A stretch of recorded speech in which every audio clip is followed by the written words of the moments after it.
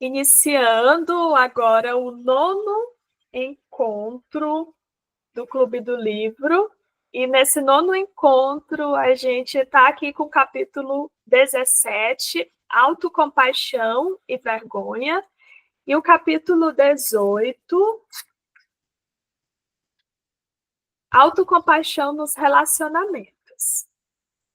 Então, hoje a gente vai pensar um pouquinho sobre as nossas relações, sobre a nossa forma também de nos relacionarmos conosco, quando a gente sente vergonha, quando a gente pensa sobre as inadequações, sobre situações também difíceis. A gente vai percebendo que são situações que nos exigem ali um pouco mais da autocompaixão, um pouco mais dessa gentileza aí conosco mesmo. Então, seguindo no capítulo Autocompaixão e Vergonha, a gente vai entendendo um pouco o que é essa vergonha, né? De onde ela se origina, em que momento ela está presente. E aí, ao longo do capítulo, a gente vai entendendo o quanto o autoconhecimento vai fazer parte ali, vai se fazer significativo também, para que a gente lide melhor com essa emoção. A vergonha se origina de um desejo inocente de ser amado, merecer afeição e pertencer. Todos nós nascemos com o desejo de ser amados. Quando conseguimos ser amados, quando bebês, tudo o que precisamos está incluído: alimentação, vestuário, abrigo e conexão. E quando adultos, ainda precisamos um dos outros para sobreviver, para criar os filhos e nos protegermos do perigo. Vergonha é o sentimento de que alguma coisa está fundamentalmente errada conosco e que nos tornará inaceitáveis ou não merecedores do amor. Uma das razões por que a vergonha é tão intensa é que parece que a nossa própria sobrevivência está em jogo. Então, quando a gente pensa sobre vergonha, a gente lembra sobre o desejo de pertencer, de ser aceito, de merecer afeição de algum modo. Então, para cada um, tem um significado ali diferente. E que é importante a gente entender qual é o significado disso para cada um de nós. E aí eu me recordo lá na introdução do livro, o próprio autor trouxe uma experiência pessoal, né, em relação à vergonha, em relação a essa sensação de inadequação, mesmo trabalhando a autocompaixão, mesmo ensinando e auxiliando ali pessoas a lidarem com emoções difíceis. Ainda assim, né, é possível vivenciar essas emoções difíceis, mesmo estando trabalhando, mesmo estando auxiliando outras pessoas. E aqui eu trago essa reflexão que a gente sempre conversa, em relação a profissionais da saúde, em relação a nós como pessoas, né? Então, nós, mesmo auxiliando outras pessoas a lidarem com emoções difíceis, nós também sentimos essas emoções difíceis. E a vergonha pode ser uma delas, na exposição, na vulnerabilidade, de se colocar ali em alguma situação, em algum evento. E o ponto principal, inicialmente aqui, é conhecer de onde vem, quais são esses pensamentos de inadequação. Seguindo no capítulo, a vergonha, na verdade, tem 3 paradoxos curiosos. A vergonha parece condenável, mas é uma emoção inocente. É algo ali extremamente desconfortável em alguns momentos, mas a gente percebe essa inocência. Ela parece solitária e isolada, mas é uma emoção universal. Então, quando a gente sente, parece que só a gente está sentindo aquilo naquele momento. Mas que é comum. Quando a gente lembra da humanidade compartilhada. Outras pessoas também se sentem inadequados em alguma situação, em algum momento. E ela parece permanente e abrangente, mas na verdade é um estado emocional transitório, que corresponde apenas em parte a quem somos. Então há uma transição aí, um estado emocional que há uma variação e corresponde em parte a quem somos. É quando a gente lembra de alguns fragmentos, de algumas situações. Então, a gente vai perceber ali que em algum momento aconteceu algo em que desejaríamos que fosse diferente, mas que aquela situação, aquela sensação, não diz o todo de quem somos, mas uma parte, mas um fragmento de algo. E aí vem aí para a reflexão a história de Arum. Arum era um gerente de alto nível de uma companhia de seguros de saúde nos Estados Unidos, e ele ficava paralisado por sentimentos de vergonha sempre que tinha que falar em frente a um grupo no trabalho. Não importa o quanto estivesse preparado ou informado sobre o tema, Arum se sentia desarticulado e desastrado, e tinha certeza de que outras pessoas iriam descobrir que ele era um impostor, que não deveria estar em uma posição de autoridade. Arum queria muito ser considerado um bom líder, mas estava constantemente lutando contra sentimentos de inadequação. O fato de o inglês ser sua segunda língua também não ajudava. Depois desses ataques de vergonha, como ele os chamava, Arum frequentemente trancava a porta do seu escritório e se escondia. Então, aqui, trazendo a história do Arum, ele está em um cargo de alto nível, ele provavelmente é um excelente profissional quando é colocado aqui mais adiante também aquilo que ele executa, aquilo que ele faz, mas ele sente essa insegurança, ele sente essa vergonha, principalmente em situações que pode haver ali algum tipo de avaliação, como uma apresentação, como estar em um grupo de trabalho, falar com esse público. E o que Arum sentia era essa vergonha e esses sentimentos de inadequação. E surgia também o pensamento de que ele não deveria estar ali, que ele pode ser visto como uma farsa, que na verdade ele não sabe aquilo que lhe é exigido. Então esses eram os receios de Arum. E aí, seguindo ainda a vivência de Arum, depois de anos de luta contra os seus ataques de vergonha, Arum finalmente deu um basta. Então, ele iria permitir que os sentimentos de inadequação, ele não iria permitir que os sentimentos de inadequação atrapalhassem seu sucesso. Ele sabia que a sua vergonha tinha suas raízes no fato de que seu pai sempre favorecia seu irmão mais velho, elogiando pelas suas conquistas e apontando todas as maneiras em que Arum precisava melhorar. Assim, Arum começou a formar uma nova relação com seu eu infantil, a parte dele que achava que nunca poderia estar à altura. Quando brotavam sentimentos de vergonha ou inadequação, Arum se imaginava colocando seu braço em volta do pequeno Arum, dizendo coisas bondosas e encorajadoras para ele. Você vai se dar muito bem. E se cometer o erro, não tem problema também. Eu vou aceitar e estarei aqui com você. Não importa o que aconteça.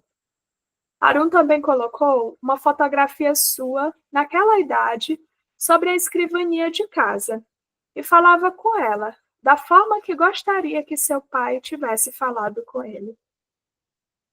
Depois de vários meses dessa prática, Arum começou a ficar mais confiante para falar nas reuniões da companhia. Sua vergonha não desapareceu, mas ele já não se sentia incapaz e, de fato, aprendeu a se tornar amigo dessa parte de si mesmo. Afinal de contas, Arun era um homem crescido, com muitos conhecimentos e experiência. Essa sua parte mais inteligente e mais madura sabia muito bem como fornecer o apoio de que o pequeno Arun precisava. Então, aqui na história de Arun, a gente vê, inicialmente, o desconforto intenso, com sentimentos de inadequação, com a vergonha, e que ele passou pelo processo de conhecer ali a raiz dessas sensações, desses sentimentos. Né? Ele trouxe, por meio do autoconhecimento, né, fragmentos ali da sua vida, da sua infância, a forma como ele era cobrado pelo seu pai, como ele era comparado com seu irmão. Então, tudo aquilo foi se fortalecendo dentro dele de uma forma negativa. Ele deixou de olhar as suas conquistas, as suas realizações, os seus pontos fortes, e focou ali no que é a insegurança, né? No que gera essa insegurança, naquilo que ainda é uma dificuldade. E aí, em seguida, com a prática da autocompaixão, né, aqui ao longo dos capítulos a gente vai se deparando com essas histórias e vendo em que momento a autocompaixão pode ser praticada, de que forma ela pode ser exercitada, de acordo com cada situação. E Arun, depois de entender de onde originava essas sensações, ele decidiu buscar aí, por meio da autocompaixão, essa voz compassiva, essa voz mais gentil, né? Falando ali para ele, para o seu eu criança, que tudo bem se expor, tudo bem errar, que ele seria capaz de realizar aquilo que se propôs a realizar. Né? Então, quando a gente pensa sobre essa voz compassiva, sobre essa voz gentil, continuo trazendo que não é uma forma de passar pano em algo errado e no sentido de se conformar simplesmente com o que acontece, com algum ponto a ser melhorado, mas é um movimento que nos motiva a acolher e a melhorar de acordo com aquilo que é percebido possível. Né? Então, Arun, ele trouxe bem mais a autoconfiança aqui presente para esses momentos, porque ele foi identificando, né, as capacidades, aquilo que era uma habilidade, e ele foi se permitindo se expor a esses desconfortos gradativamente. Então, aqui no finalzinho do capítulo, é colocado que a autocompaixão é, então, o antídoto definitivo para a vergonha. Ao nos relacionarmos com os nossos erros com bondade, em vez de com autocrítica, lembramos-nos da nossa humanidade compartilhada, em vez de nos sentirmos isolados pelos nossos fracassos.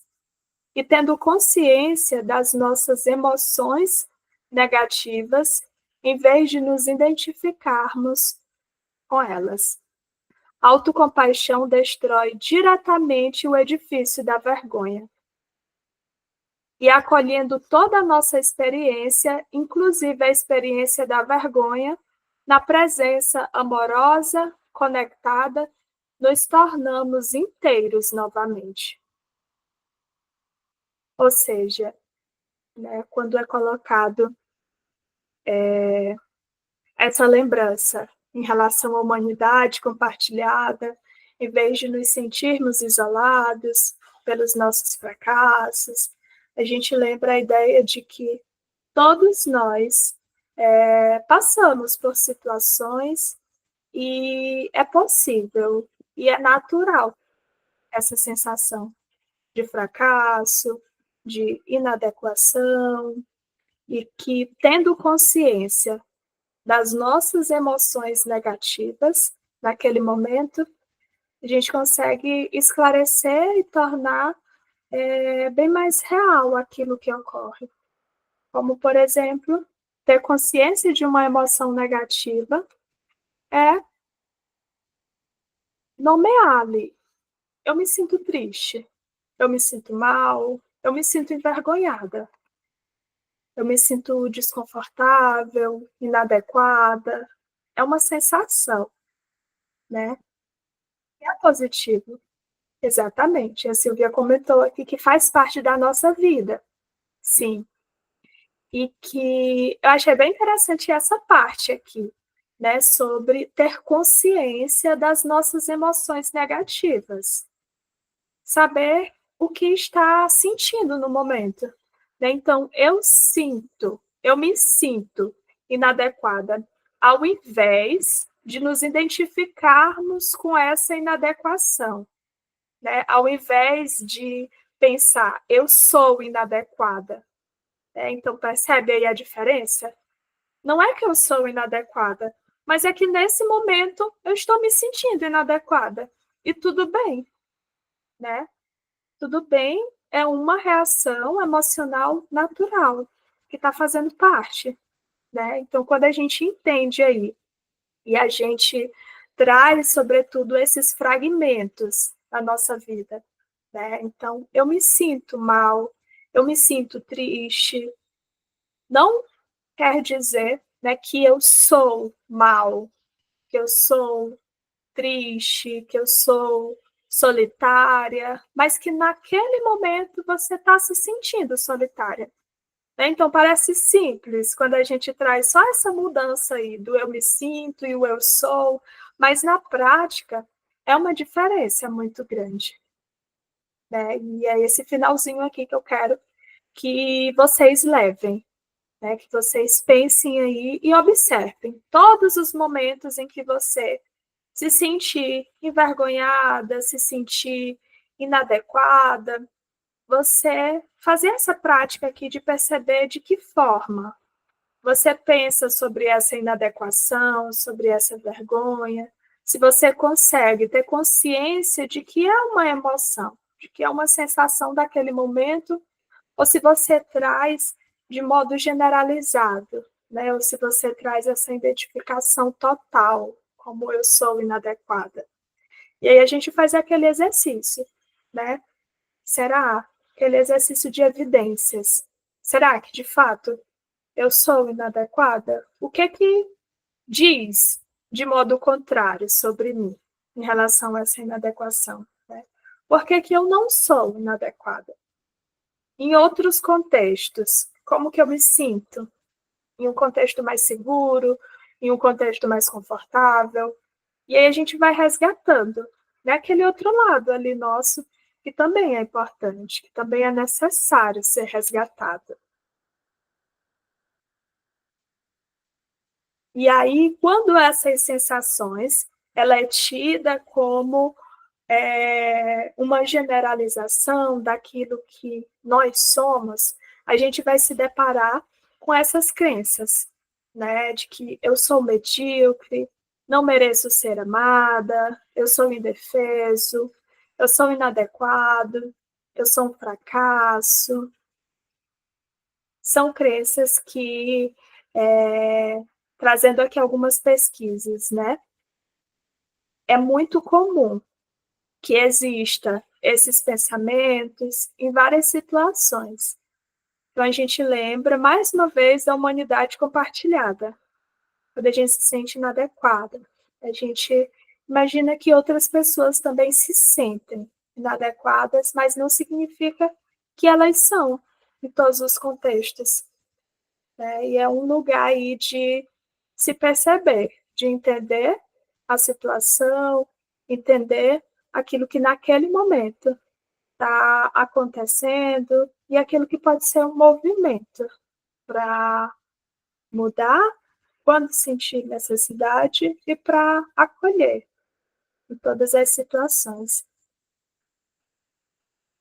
E aí, essas crenças que foi mencionada, negativas, elas persistem porque as escondemos dos outros.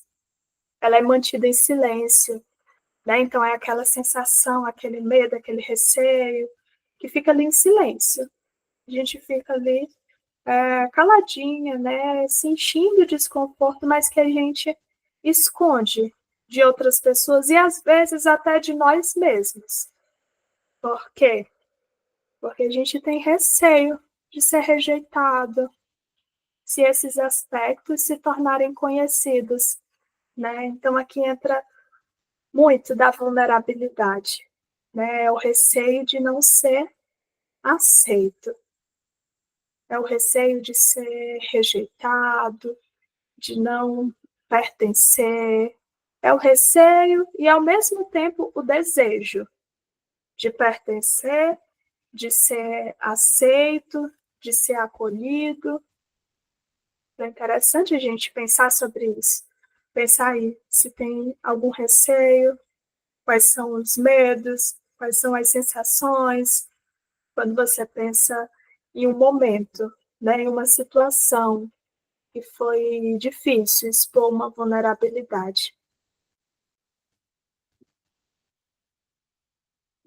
E aí esquecemos que outras pessoas têm os mesmos sentimentos que nós e também se sentem anormais e isoladas. E aí eu quero compartilhar com vocês uma experiência pessoal nova que eu estou vivenciando, que é participar de uma oficina de teatro. Eu participei de uma primeira aula da oficina de teatro e eu fui com esse intuito, né, de exposição, de conhecer ali um pouco mais do teatro, da arte, de fazer novas experiências, conhecer novas pessoas, mas principalmente com esse objetivo de me expor mais, aquilo que é diferente, que é novo, que envolve, né, a apresentar para um público, mas também ter ali uma percepção corporal do espaço, das interpretações, né, de se colocar ali em diferentes papéis. Então, o teatro sempre me chamou muita atenção nesse sentido, e agora eu tive a oportunidade de participar. Estou participando ainda.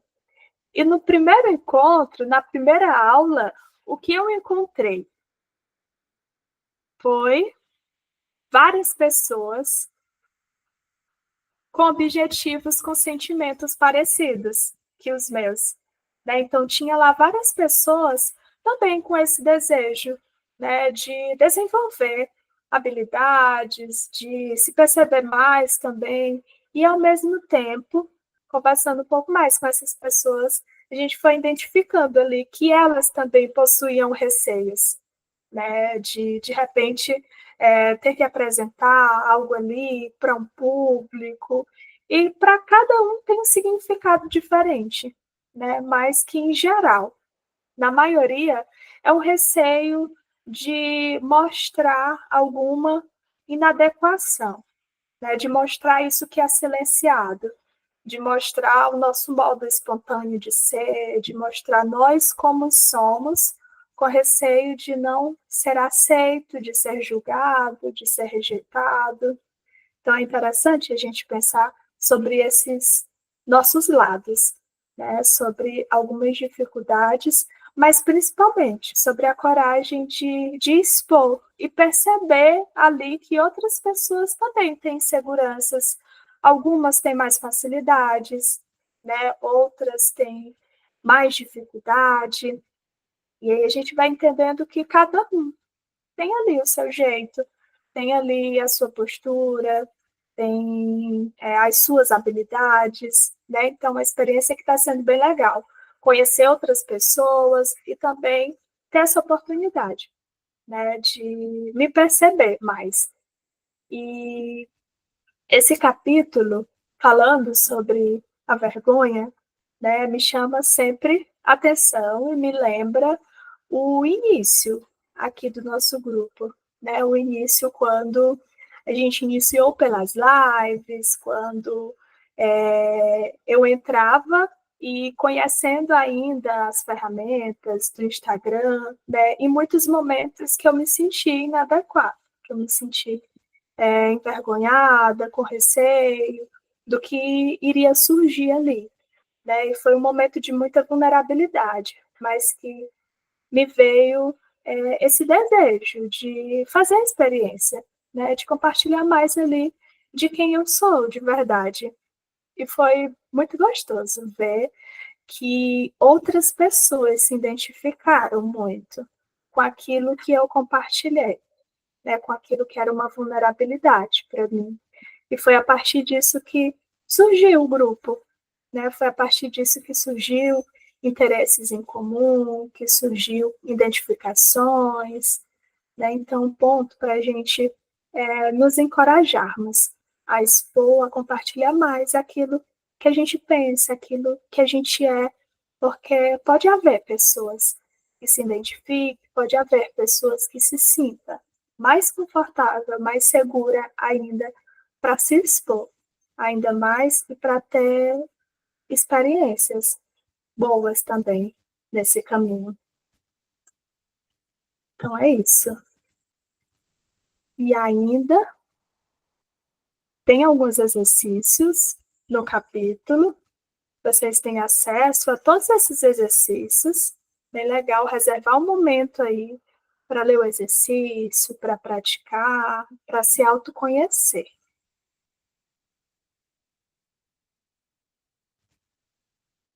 E agora a gente vai para o capítulo 18, onde a gente vai falar agora da autocompaixão e relacionamentos. Né? Então, aqui a gente segue falando sobre o quão é importante essa prática aí da autocompaixão, o quão é importante fortalecer e cultivar essa voz interna autocompassiva, né? O quanto nos ajuda, não só no nosso movimento interno, não só conosco, mas também na relação com outras pessoas. Eu vou iniciar lendo, que nos traz aqui o capítulo. Boa parte do nosso sofrimento surge no relacionamento com outros. É como a frase de Sartre: o inferno são os outros. Não sei se vocês já ouviram falar. E a boa notícia é que boa parte do nosso sofrimento nos relacionamentos é desnecessária e pode ser prevenida por motivo de uma relação amorosa com nós mesmos. Então, essa relação amorosa conosco, que é o intuito aqui, né, de cultivar, de fortalecer, porque a partir do momento que a gente se relaciona bem conosco, a gente vai trazer uma melhora ali no nosso relacionamento com as outras pessoas. Então, há pelo menos 2 tipos de dor relacional, que é a dor da conexão, quando aqueles com quem nos importamos estão sofrendo, e o outro tipo é a dor da desconexão, quando experimentamos perda, rejeição e nos sentimos magoados, com raiva ou sozinhos. Né? Então, já seguindo para um exemplo aqui, em uma convivência, em um relacionamento. Né? Se você está ali em um momento irritado com algo, com seu parceiro, mas você tenta esconder essa irritação, né? Por exemplo, quando o parceiro pergunta: você está brava? Mesmo que você negue, seu parceiro pode perceber ali essa irritação, e isso vai afetando o humor dele, trazendo a um tom de irritação também, e você, por sua vez, vai sentir isso e ficar ainda mais irritado. Então, a gente vai percebendo desse exemplo simples, mas em várias situações, né, em que gera ali um ciclo, né, um ciclo de irritações, de desconfortos, E quando a gente traz a autocompaixão desse processo, a gente vai se permitir ali parar um pouquinho, respirar, perceber aquilo que você está sentindo, né? E fazer aquele movimento autocompassivo de, após acolher, se movimentar para tomar atitudes assertivas, para tomar atitudes que são gentis com você mesma. Que é como, por exemplo, compartilhar um desconforto, compartilhar e se comunicar, né? Quando a gente traz a comunicação assertiva. Então, quando a gente se relaciona bem com as nossas emoções, quando a gente toma consciência daquilo que nos irrita, daquilo que nos afeta, a gente vai possibilitando essa abertura para o diálogo, compartilhar com outras pessoas, né, com quem a gente se relaciona.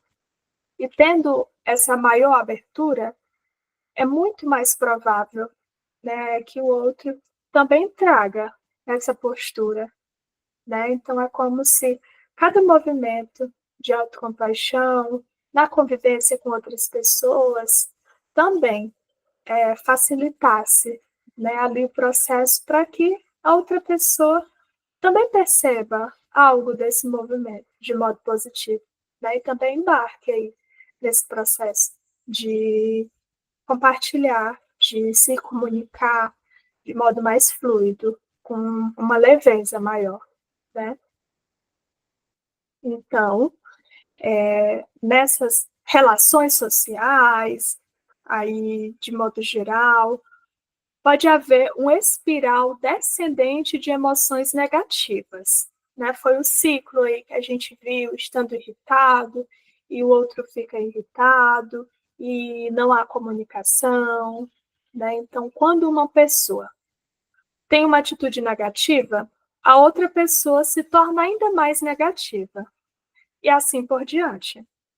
Isso significa que os outros são parcialmente responsáveis pelo nosso estado de espírito, mas nós também somos parcialmente responsáveis pelo estado de espírito delas. E a boa notícia é que o contágio emocional nos dá mais poder do que imaginamos para mudar o teor emocional das nossas relações. A autocompaixão pode interromper uma espiral descendente e dar início a uma espiral ascendente, né? Então, foi isso que eu acabei de falar, em relação a partir do momento que a gente percebe, que a gente nomeia aquilo que a gente sente, que a gente toma atitudes assertivas, que a gente traz essa maior abertura, a gente está dando início a essa espiral ascendente, né? Que é movimentar ali para que o outro também entre nesse ciclo, né? Ascendente, no sentido mais fluido, né? De leveza, no sentido mais harmônico da convivência. Então, a compaixão, na verdade, uma emoção positiva e ativa os centros de recompensa do nosso cérebro, né? Muito embora surja a presença de sofrimento. Então, mesmo que tenha ali um desconforto, um sofrimento, mas a prática da autocompaixão faz com que esse sofrimento, esse desconforto, seja acolhido e que a gente consiga, que a gente seja capaz de agir em meio a isso que é desconfortável, em meio a esse sofrimento. Não para transformar magicamente, para deixar de sentir dor e ficar feliz, mas de acolher e se permitir sentir aquilo, né, trazendo, percebendo também aquilo que é importante das nossas atitudes, do nosso movimento. Então, de modo inevitável, nós melhoramos, né? Então, a gente pensa que não é exatamente o objetivo transformar, mudar a emoção, mas é uma consequência natural que vai acontecendo à medida que a gente vai trabalhando esses aspectos. E uma forma útil de mudar a direção de uma interação negativa em um relacionamento é ter compaixão pela dor que estamos sentindo no momento. Os sentimentos positivos de compaixão que temos por nós mesmos também serão sentidos pelos outros, manifestados no nosso tom de voz e nas expressões faciais sutis, e ajudam a interromper o ciclo negativo. Então, assim, cultivar a autocompaixão é uma das melhores coisas que podemos fazer por nossos relacionamentos e também por nós mesmos, né?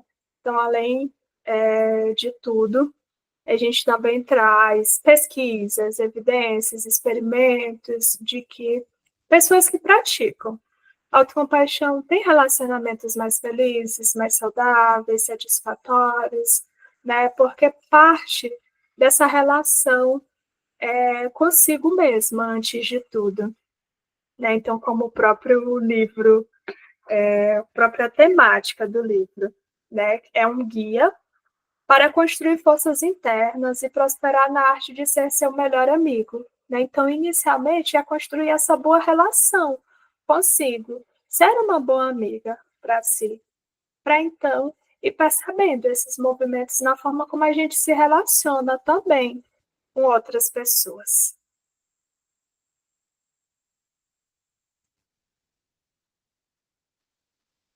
Conexões íntimas com os outros começam por nos sentirmos conectados com nós mesmos.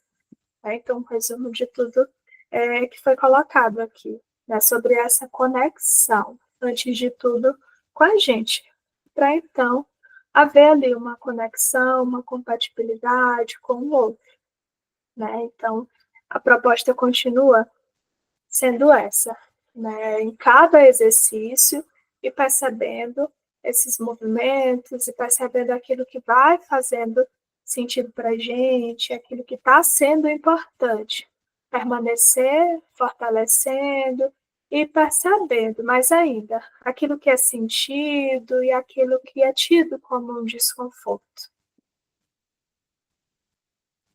Certo? Então, finalizamos aqui os 2 capítulos do encontro. E, como proposta para a semana, fica aí os exercícios de cada capítulo e a gente segue compartilhando no WhatsApp, ou quem quiser conversar um pouquinho comigo no privado, fica à vontade. E comenta aqui, nos coloca um pouco o que você levou de importante desses capítulos. A Silvia já comentou, muito boa a reflexão, perfeito. Pensem um pouquinho o que vocês vão levar, né, de importante para vocês, para a vida de vocês. Qual é a sensação? Como que vocês vão sair se sentindo depois de pensar sobre sentimentos de inadequação, sentimentos de vergonha e também sobre a forma como você se relaciona, não só com você, mas com os outros também, seja relações afetivas amorosas, familiar, social com amigos, né? O que você leva, que você gostaria de lembrar aí nos próximos dias, certo? E aí a gente volta a se encontrar no próximo sábado com os nossos próximos 2 capítulos. Tchau, tchau, gente. Até a próxima.